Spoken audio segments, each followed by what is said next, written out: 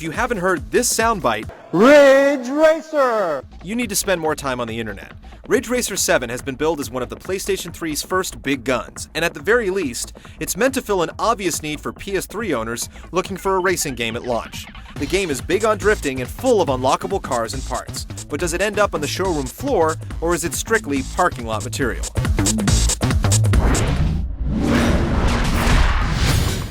So, what's under the hood? 40 machines, 22 courses, 375,000 potential customizations, and 7,150 tuning options.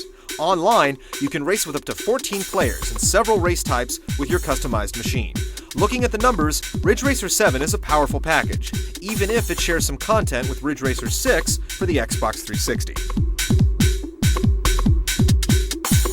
You can access a good chunk of this content in the game's arcade mode, which lets you get behind the wheel of a number of crazy futuristic cars on the course of your choosing. There's also a time attack mode that lets you shoot for the best times on each individual course, and you can compete for the best times worldwide on the game's leaderboard. If you want to get the most out of the game, though, you'll want to start a career in Grand Prix mode and work your way up to the top. You unlock cars and parts as you impress manufacturers with your driving skills, and you get bonus points if you continue to use their equipment when you enter single events or a Grand Prix. When you've earned some credit, there's a lot of potential car customization to do, starting with cosmetic options like paint color, decals, and body kits. Then you can move on to the performance-related tweaks, like engine tune-ups, several variations on the nitrous boost, and suspension adjustments. It takes a lot of work, and the interface is pretty basic despite being crisp and clean, but the game is good at constantly rewarding you. As long as you can hack it in the races, that is. If you've never played a Ridge Racer game before, you have some catching up to do. Driving has a very distinct feel here, and friction is at a minimum. The signature element of the series is the drift, which lets you swing around corners at high speeds without stopping to brake.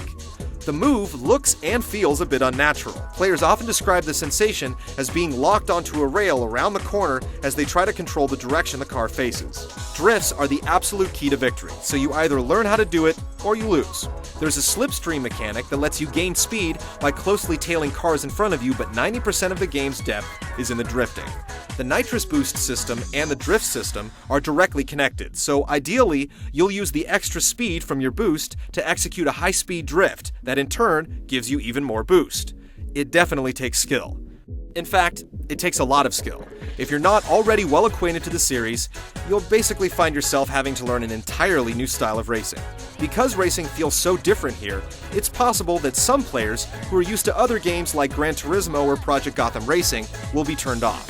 If you manage to get into it though, you'll find Ridge Racer 7 to be deep and rewarding. The 22 tracks in the game range from nighttime drives through modern cityscapes to morning runs through scenic canyons. On the technical side of things, you have a lot of hairpin turns, which just happen to be great for drifting. Oh, and there might actually be a ridge in there somewhere.